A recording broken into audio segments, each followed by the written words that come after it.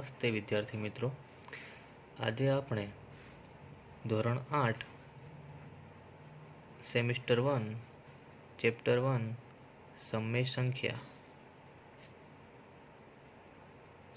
સંખ્યાઓનો અભ્યાસ કરીશું। તો સૌપ્રથમ તો સમય સંખ્યા શું છે એ જાણવું જરૂરી છે।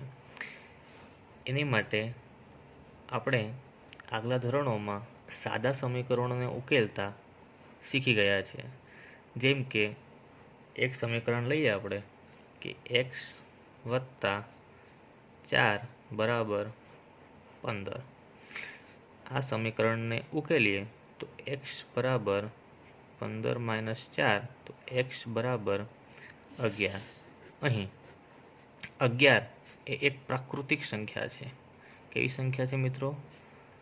પ્રાકૃતિક સંખ્યા છે।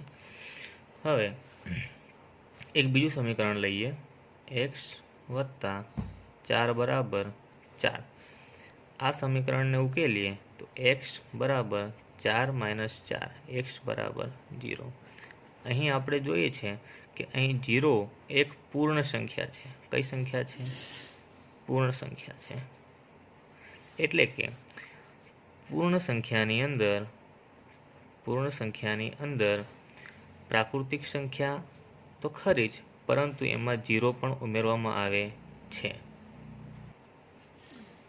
હવે પૂર્ણ સંખ્યાઓ પણ બધા સમીકરણોના ઉકેલ માટે પૂરતા નથી। જેમ કે એક સમીકરણ લઈએ આપણે x વત્તા 13 બરાબર 4। આ સમીકરણને ઉકેલીએ તો x બરાબર 4 માઇનસ 13 x બરાબર -11। અહીં 11 માઇનસ 11 એ પૂર્ણાંક સંખ્યા છે। કેવી સંખ્યા છે? પૂર્ણાંક સંખ્યા છે। હવે મિત્રો તમને એવું થશે કે પૂર્ણાંક સંખ્યા એટલે શું? તો પૂર્ણાંક સંખ્યાની અંદર ધન પૂર્ણાંક સંખ્યા, ઋણ પૂર્ણાંક સંખ્યા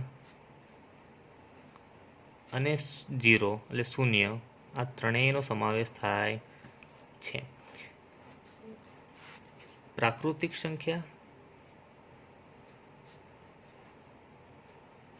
સંખ્યામાં 1 થી માંડીને અનંત સુધી, પૂર્ણ સંખ્યામાં પ્રાકૃતિક સંખ્યાની અંદર શૂન્ય ઉમેરવામાં આવે છે, એટલે કે 0 1 2 3 થી અનંત સુધી। અને પૂર્ણાંક સંખ્યાઓમાં ઋણ પૂર્ણાંક સંખ્યા, શૂન્ય અને ધન પૂર્ણાંક સંખ્યા, તો અનંતથી -3 -2 -1 0 1 2 3 થી અનંત સુધી। આ એક સંખ્યાઓના પ્રકાર છે। એવી જ રીતે હજી આપણે બે ઉદાહરણ લઈએ કે 2x બરાબર 5। હવે આ સમીકરણને ઉકેલીએ તો x બરાબર 5/2। બીજું એક સમીકરણ લઈએ કે 5x વત્તા 3 બરાબર 0 તો 5x બરાબર -3 અને x બરાબર -3/5। હવે અહીં દેખો તમે કે અહીં xની વેલ્યુ 5/2, અહીં xની વેલ્યુ -3/5। એટલે કે આ ઉકેલ આપણને સમય સંખ્યા તરફ દોરી જાય છે। ટૂંકમાં કહી શકું મિત્રો કે સમય સંખ્યા એટલે p/q નું સ્વરૂપ। p/q નું સ્વરૂપને સમય સંખ્યા કહે છે। શું કહે છે મિત્રો? સમય સંખ્યા કહે છે। હવે મિત્રો સમય સંખ્યાઓના ગુણધર્મ વિશે ચર્ચા કરીએ। સમય સંખ્યાઓના ગુણધર્મો તો સૌપ્રથમ એમાં સમૃદ્ધતાનો ગુણધર્મ। પ્રથમ ગુણધર્મ છે સમૃદ્ધતાનો ગુણધર્મ। હવે આમાં સૌથી પહેલા આપણે પૂર્ણ સંખ્યાઓ લઈએ। કઈ સંખ્યાઓ લઈએ? પૂર્ણ સંખ્યાઓ। પૂર્ણ સંખ્યામાં કઈ કઈ સંખ્યાનો સમાવેશ થાય છે? જીરોથી માંડીને બધી જ પ્રાકૃતિક સંખ્યાઓ, જીરો તો ખરી જ અને બીજી પ્રાકૃતિક સંખ્યાઓ બધી જ 1, 2, 3થી માંડીને અનંત સુધી. ઓકે, તો હવે પૂર્ણ સંખ્યાઓ માટે આપણે બધી જ ક્રિયાઓ પર પૂર્ણ સંખ્યાઓમાં સમૃદ્ધતાનો ગુણધર્મની ચર્ચા કરીએ. સૌ પ્રથમ આપણે આ બાજુ ક્રિયા લખીએ અને સંખ્યાઓ નોંધ લખી દઈએ, એક કોષ્ટક બનાવી દઈએ. બરાબર છે. સૌ પ્રથમ આપણે સરવાળાની ક્રિયા માટે ચકાસીએ. તો સરવાળાની ક્રિયા માટે બે પૂર્ણ સંખ્યાઓનો સરવાળો શું એ પૂર્ણ સંખ્યાઓ આવે છે કે નહીં તે ચકાસે. ધારો કે આપણે 0 વત્તા 4 બરાબર 4. 0 એ પૂર્ણ સંખ્યા છે, 4 એ પૂર્ણ સંખ્યા છે. 4 વત્તા 0 જવાબ આવશે 4. એ 4 પણ શું છે? પૂર્ણ સંખ્યા છે. માટે આપણે કહી શકીએ કે સરવાળાની ક્રિયા માટે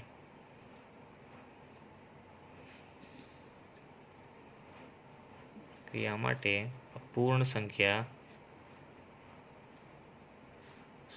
સંખ્યાઓ સમૃદ્ધ છે. જેથી આપણે કહી શકીએ કે કોઈ પણ બે પૂર્ણ સંખ્યા હોય, ધારો કે કોઈ પણ બે પૂર્ણ સંખ્યાઓ a અને b, એ માટે a વત્તા b એ પૂર્ણ સંખ્યા છે. કારણ કે a 0 લઈએ, b 4 લઈએ, તો a વત્તા b 0 વત્તા 4 બરાબર 4. બરાબર છે. હવે એ જ રીતે આપણે બાદબાકી માટે ધારો કે એક પૂર્ણ સંખ્યા આપણે 5 લઈએ અને બીજી 7 લઈએ, તો આની બાદબાકી થશે -2. હવે આ 5 પૂર્ણ સંખ્યા છે, 7 પૂર્ણ સંખ્યા છે, પણ આનો જવાબ છે જે -2 એ પૂર્ણ સંખ્યા નથી. -2 કઈ સંખ્યા છે? પૂર્ણાંક સંખ્યા છે. કઈ સંખ્યા છે? પૂર્ણાંક સંખ્યા છે મિત્રો. તેથી આપણે કહી શકીએ કે બાદબાકી માટે પૂર્ણ સંખ્યાઓ સમૃદ્ધ નથી. બરાબર છે. તે જ રીતે આપણે હવે ગુણાકારને ભાગાકાર માટે તપાસીએ. ગુણાકાર માટે ચેક કરી લઈએ. ગુણાકાર માટે ધારો કે આપણે 0 ગુણ્યા 4 બરાબર શું જવાબ આવશે? 0 ગુણ્યા 4 0. મતલબ કે એક પૂર્ણ સંખ્યા 0 લીધી, બીજી પૂર્ણ સંખ્યા 4 લીધી, બંનેનો ગુણાકાર 0. મતલબ કે 0 પણ શું છે? પૂર્ણ સંખ્યા છે. માટે કહી શકીએ કે આપણે ગુણાકાર માટે પૂર્ણ સંખ્યાઓ સમૃદ્ધ છે. તે જ રીતે ભાગાકાર માટે ચેક કરી લઈએ. ધારો કે 5 ભાગ્યા 8 બરાબર શું જવાબ આવશે? 5/8. 5 એ પૂર્ણ સંખ્યા છે, 8 એ પૂર્ણ સંખ્યા છે, પણ 5/8 એટલે 5/8 એ પૂર્ણ સંખ્યા નથી. કેવી સંખ્યા છે? આ સમય સંખ્યા છે મિત્રો. કઈ સંખ્યા છે? સમય સંખ્યા છે. માટે બે પૂર્ણ સંખ્યાઓના ભાગાકાર એ પૂર્ણ સંખ્યા મળતા નથી. માટે ભાગાકાર માટે પૂર્ણ સંખ્યાઓ સમૃદ્ધ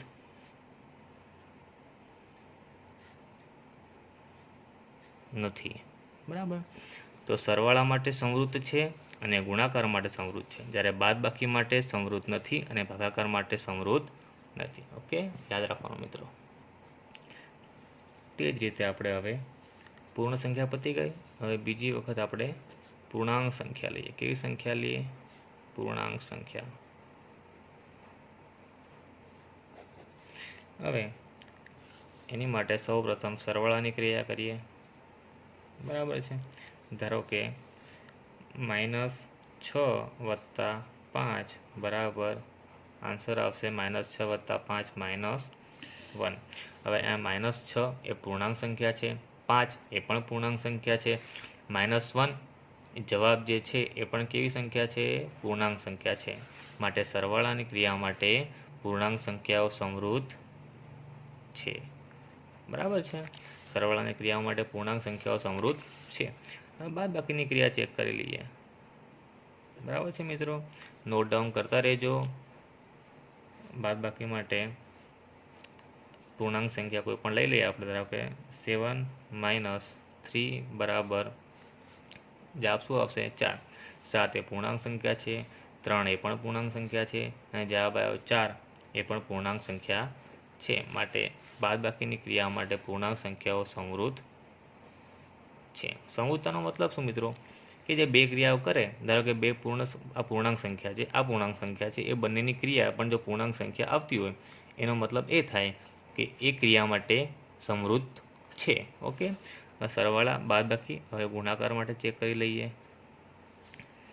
ધારો કે 5 ગુણ્યા 3 બરાબર 15। ઓકે, 5 પણ પૂર્ણાંક સંખ્યા છે, 3 પણ પૂર્ણાંક સંખ્યા છે, આન્સર 15 પણ પૂર્ણાંક સંખ્યા છે। માટે ગુણાકારની ક્રિયા માટે પણ પૂર્ણાંક સંખ્યાઓ સમૃદ્ધ છે। ભાગાકારની ક્રિયા ચેક કરી લઈએ। ધારો કે 5 ભાગ્યા 4 બરાબર 5/4। હવે આ 5 તો પૂર્ણાંક સંખ્યા છે, 4 પણ પૂર્ણાંક છે, પણ 5/4 પૂર્ણાંક સંખ્યા નથી મિત્રો, આ છે સમમેય સંખ્યા। કઈ સંખ્યા છે? સમમેય સંખ્યા છે। એટલે બે પૂર્ણાંક સંખ્યાઓનો ભાગાકાર કરતા આપણને પૂર્ણાંક સંખ્યા મળતી નથી, સમમેય સંખ્યા મળે છે। માટે ભાગાકારની ક્રિયા માટે પૂર્ણાંક સંખ્યાઓ સમૃદ્ધ નથી।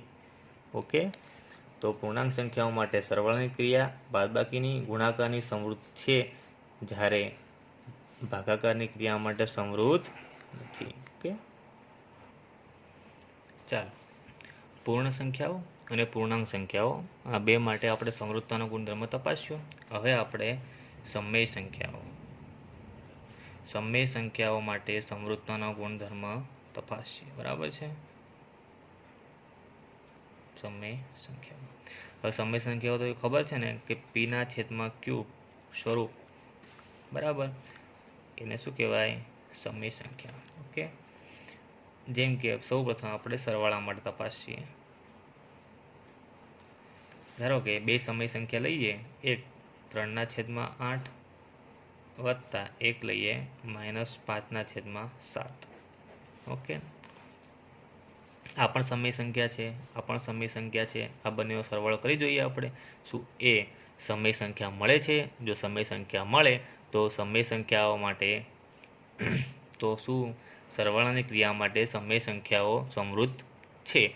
અને જો બંનેનો સરવાળો સમય સંખ્યા ના મળે તો સરવાળાની ક્રિયા માટે સમય સંખ્યાઓ સમૃદ્ધ નથી। તો ચેક કરી લઈએ આપણે, શું સરવાળા માટે સમય સંખ્યા મળે છે? જોઈ લઈએ। 8 અને 7નો લસાઅ થાય 8 × 7 = 56, તો 8 × 7 = 56, 7 તરી 21, આ ઓછા વત્તા ઓછા, 7 × 8 = 56 ને 8 × 5 = 40, 40માંથી 21 જાય તો 19, અને મોટાની નિશાની એટલે -19/56, -19/56 કેવી સંખ્યા છે? સમમેય સંખ્યા છે મિત્રો। કેવી સંખ્યા છે? સમમેય સંખ્યા છે। માટે આપણે કહી શકીએ કે સરવાળાની ક્રિયા માટે સમમેય સંખ્યાઓ સમૃદ્ધ છે। શું કહી શકીએ? સરવાળાની ક્રિયા માટે સમમેય સંખ્યાઓ સમૃદ્ધ છે। શા માટે? કારણ કે બે સમમેય સંખ્યાઓનો સરવાળો સમમેય સંખ્યા મળે છે આપણને, તેથી આપણે કહી શકીએ કે સરવાળાની ક્રિયા માટે સમમેય સંખ્યાઓ સમૃદ્ધ છે। ઓકે, હવે આપણે ચેક કરીએ બાદબાકી માટે, શું બે સમય સંખ્યાઓની બાદબાકી કરવાથી શું સમય સંખ્યા મળે છે? તો ચેક કરી લઈએ આપણે। ધારો કે એક સમય સંખ્યા લઈએ -5/7, એક લઈએ -2/3, બરાબર છે। એ બંને -5/7 અને 2/3 ની બાદબાકી કરી જોઈએ આપણે, તો 7 અને 3નો લસાઅ થાય 21, 7 તરી 21 ને 5 તરી 15, પણ કેવા? -3 + 21 ને 7 દૂની 14, પણ કેવા? -14, જવાબ આવશે 15 ને 14 29, પણ કેવા? -29/21, -29/21 એ કેવી સંખ્યા છે? સમમેય સંખ્યા છે। માટે બે સમમેય સંખ્યાઓની બાદબાકી સમમેય સંખ્યા મળે છે। માટે આપણે કહી શકીએ કે બાદબાકીની ક્રિયા માટે સમમેય સંખ્યાઓ સમૃદ્ધ છે। ઓકે, બાદબાકીની ક્રિયા માટે સમમેય સંખ્યા સમૃદ્ધ છે। હવે આપણે ગુણાકાર અને ભાગાકાર માટે ચેક કરી લઈએ। હવે ગુણાકારની ક્રિયા માટે, બરાબર, બે સમય સંખ્યાઓનો ગુણાકાર શું સમય સંખ્યા મળે છે કે નહીં તે ચેક કરી લઈએ। એક ઉદાહરણ લઈ લઈએ આપણે. એક સમય સંખ્યા -2/3 ગુણ્યા 4/5, બરાબર છે. તો આ બંનેનો ગુણાકાર આવશે 4 દૂની 8, પણ કેવા -8 ને 5 તરી 15, -8/15. -8/15 શું એ સમય સંખ્યા છે? તો કે હા, સમય સંખ્યા છે. તો બે સમય સંખ્યાના ગુણાકાર બી સમય સંખ્યા મળે છે. માટે ગુણાકારની ક્રિયા માટે પણ સમય સંખ્યાઓ સમૃદ્ધ છે. સરવાળા માટે સમૃદ્ધ છે, બાદબાકી માટે સમૃદ્ધ છે, અને ગુણાકાર માટે સમૃદ્ધ છે. હવે લાસ્ટ બચ્યું ભાગાકાર. શું ભાગાકારની ક્રિયા માટે સમય સંખ્યાઓ સમૃદ્ધ છે? તો ચેક કરી લઈએ આપણે ભાગાકારની ક્રિયા માટે. એની માટે એક ઉદાહરણ લઈ લઈએ. -5/3 ભાગ્યા 2/5,